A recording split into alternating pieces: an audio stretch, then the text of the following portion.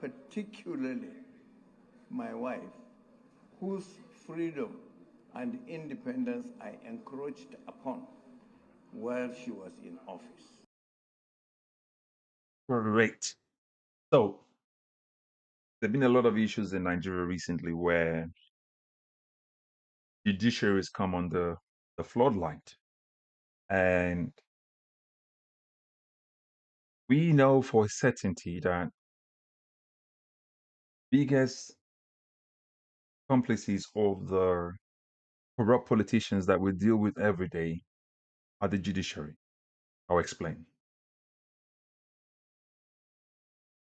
Elections happen in our country, and elections are rigged.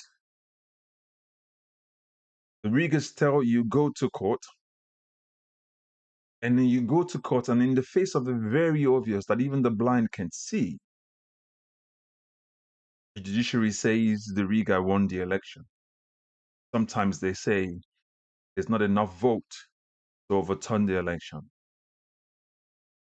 What that literally means, in essence, is that the executive, the politicians who are the executive, have invaded the freedom and independence of the judiciary. What that literally means, in essence, is that a judicial officer can be coerced into making judgment that is not right, or what you would call a perverted judgment. Now, I'm giving this intro because I believe most of you were quite informed and were in the know when this gentleman here called Senator Mohammed Bulkachuwa, he was a senator from Bauchi North. And when he made this open confession, quite a big revelation on the floor of the Senate, when he was giving his valedictory speech, his farewell speech in 2023, it was stunning because it caught the entire world. Um, because it caught the attention of the entire world because it was not something that you would expect that would come out from a seasoned politician, a career. I mean, I believe you would have said this man's got a stellar career, depending on however you know, how well you know him. But to make a statement like that on the floor of the Senate, first of all, he started by saying how he does not think he would lobby anybody at his age. And he does the right thing, and he always does the right thing. That's how he started his speech. And then he talks about how some of his friends and people in that chamber have come to meet him to help him, curry favor with his wife, who at the time was the president of the appeals court, 23. And the chairman of the Senate at the time or the president of the Senate at the time tried to interfere and say, or intervene and say, see, I don't want you to talk about that, just round off. And he went ahead and made more stunning revelation. And I, for one, wasn't caught unawares. I wasn't shocked. I mean, the only thing you can say is that, woo, the shock here is that this man is confessing openly. But to say I'm stunned by that open revelation, no, I wasn't. Because it's something that we already know. We know it. We're not talking about it. We whisper it until this man came out and then allegedly or openly revealed what he's done together with his wife.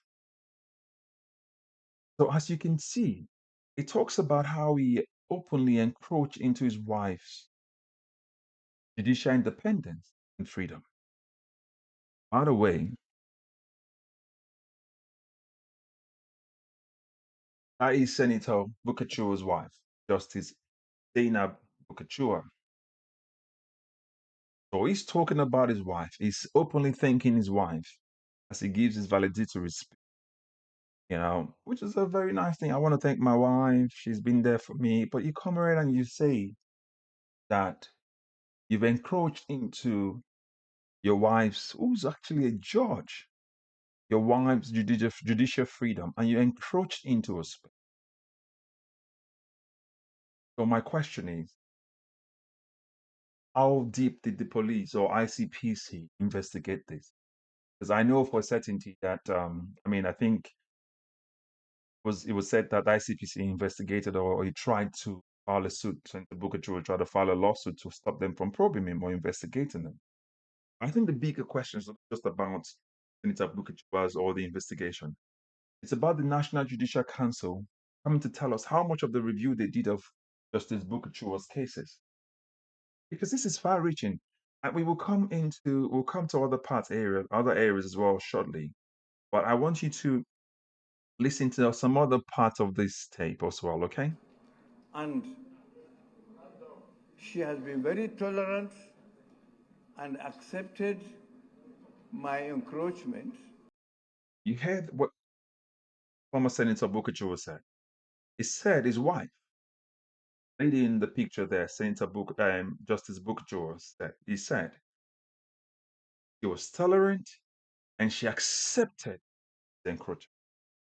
Now, bear in mind, he said it from the beginning, saying that when he made this confession, he said that some of his friends and colleagues in that room, in that chamber, have come to meet him to say, speak to your wife on our behalf.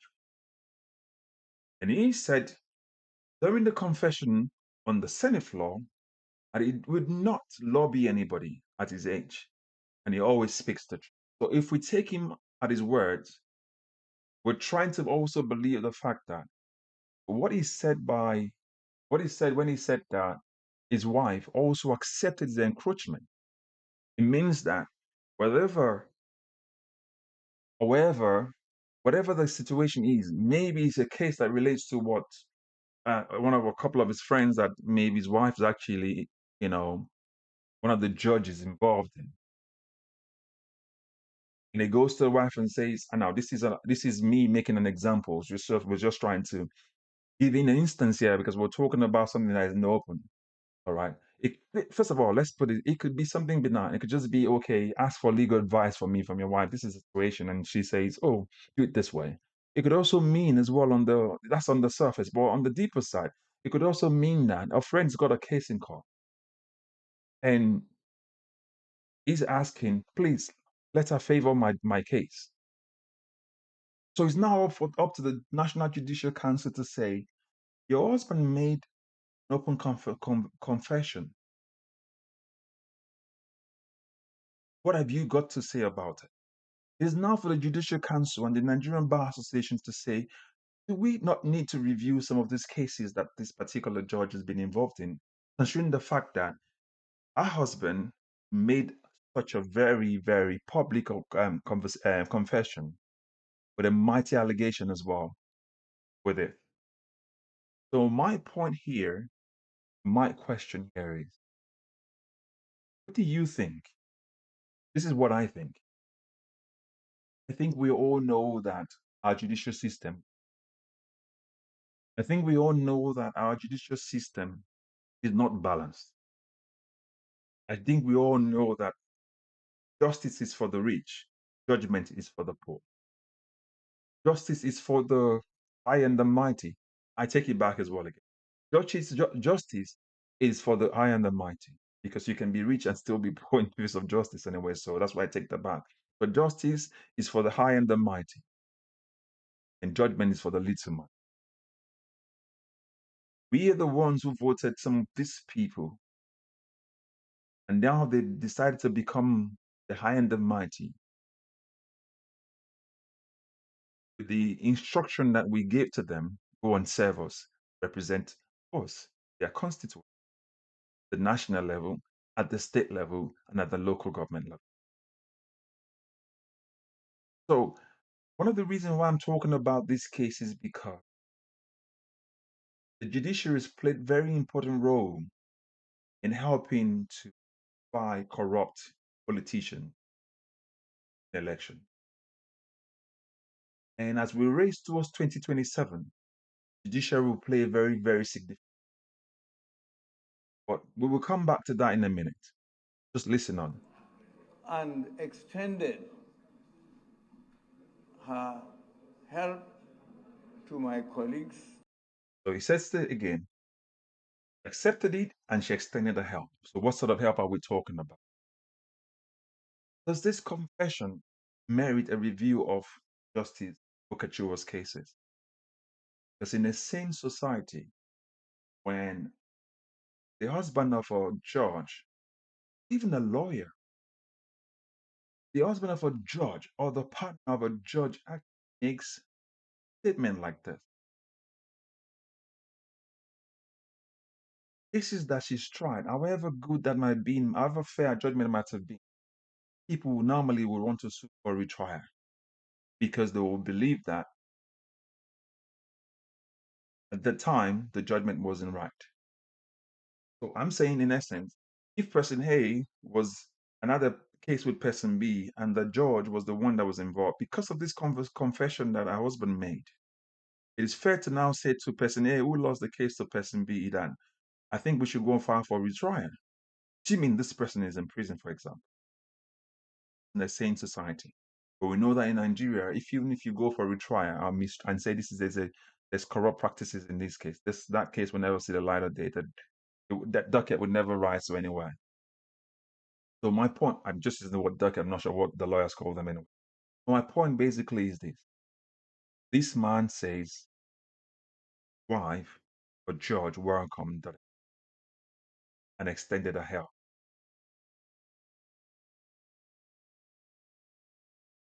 My assumption, not a lawyer, but my assumption here is that I would believe that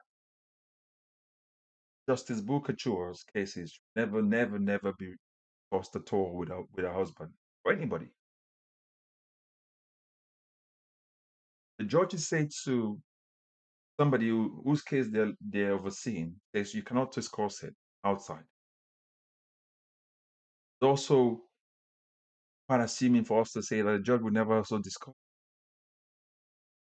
So corruption in our judiciary, we need to kill it. If we must have a fair ground where everyone is equal before the law, the judiciary must play a key. We must have a balanced judgment where Lady Justice is blind and she's giving equity to everyone in terms of the cases before her. That's the only way we can move forward. We try to kick out corrupt politicians. They will file a lawsuit. They will get us ex parte orders, and they will get judges that would sign off on corrupt ex parte orders. It's been done all over the place. I mean, we saw that with the Labour Party. A lot of ex parte orders, one coming from Imo, Kano, wherever. Judges stopping and changing, chopping and changing to bring it as sign it. It made a mess of the Nigerian judicial system, so it doesn't really work anymore for anybody. So, but before I continue, just listen on. Distinguished, please, I don't think this is a good idea going this direction. It's not a good idea. It's not a good idea. Please. So you can see how rattled the man is, and it's not a good idea because they know the havoc. He knew the havoc did create such an havoc, but they understand that it's just a news or period. What I'm trying to say basically is this. Justice is meant to be fair and balanced. A lady justice is meant to have a transparent view of whatever the case is, or possibly be blind towards it. Just want to listen to the merit of the case and then make judgment. And then say, hey, I've made my judgment, and this is the final, and I stand by it. Justice, stand by. In the case of Nigeria, as it stands right now, that scale on that lady justice and is not fair anymore. It's not balanced. You're looking at it and thinking it's straight, it's balanced. There's equity in it, but there isn't, because it's disputed. One person is actually encroached. Guess what? That's the case with Nigeria today. You remember the last protest that happened in Nigeria? What was it that the people were clamoring for? Government. We try to stop corrupt judges, corrupt politicians. People were killed, some people were jailed, people were put in prison for what? Prison. And judges signed off on it. Kids were locked in prison, and judges were okay with it. Never happened. So what I'm trying to say basically here is this again. We have to shift our attention, or rather put our attention on the judiciary, as we also put our attention on the corrupt politicians. I'm saying corrupt politicians. We know our politicians are corrupt. Our politicians don't do anything else. They don't create anything. They don't do anything else, but they are so wealthy. You cannot ask our politicians to show you what they created to become wealthy. They haven't. They've not done anything. They've been their career politicians and they become so wealthy. That's why they cannot really tell you how they make their money. In the last election, when they were asking the current president, how did he make his money? He was saying something about his property. They gave him a property, he sold it, invested it. You know that's all crap. What we're trying to say here is that if you are a politician, if you are a senator, if you are a president, if you are a governor, you equal before the law. And we want to trust the fact that our judges, our judicial system will work for everybody. Take the case of Ekwere Madu, for example. That sort of judgment can never happen in Nigeria. That sort of judgment, a sitting senator of the Federal Republic of Nigeria, jailed in the United Kingdom, in senator. That would never happen in Nigeria.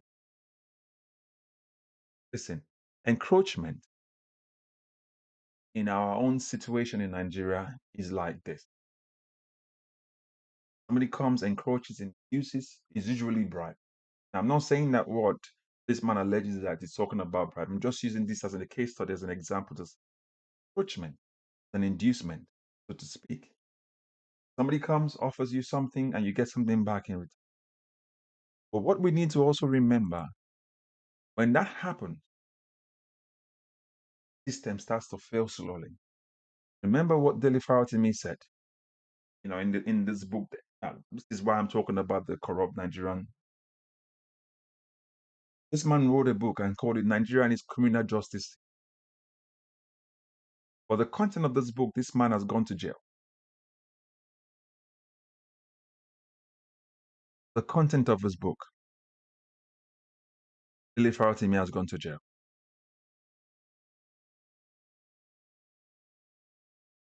The man. The judge signed off on the fact that arrest warrant was issued for a civil case, and this man was bundled from Lagos into Ekiti, past several state lines, go face a kangaroo judge case. If not for the fact that you and I screamed, people like Deji, Adeyanju, people like Amoyele Showore, and a whole lot of other people lend their voices. Aisha Yusufu lend their voices towards, this case, and it raised global attention. Obviously, helped with the sales of the book, but that attention alone can guarantee that Dele Fatima will still be in jail today. What I'm trying to say basically is this: Nigeria we need to, as Nigerians, we need to stand up. We need to start speaking up. If you have the chance to go to court, just take it in the way, same way you walk to, the shop right, or take a day off with your family. Go to court, one of the local courts around you, and go listen to cases and see whether or not those judges are actually being fair in their judgment. We need to start calling them out. All the off-cycle election that happened after the 2023 election, you can see how well they've been rigged. And you can see a judge did certify them to say somebody else won. When you can see in the very face of the very obvious. We have a collusion of INEC electing, and the judges find that. And so what we have right now, we have the worst of us becoming our rulers, not leaders, our rulers. Little wonder. Sometimes I like to listen to AJ Adeyanju. Little wonder he said that politically exposed individuals should never become judges. They should never become INEC officials. They're not independent.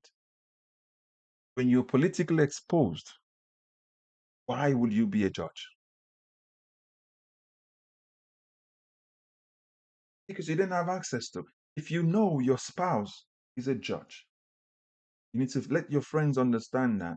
I'm sorry, I cannot, my wife is different.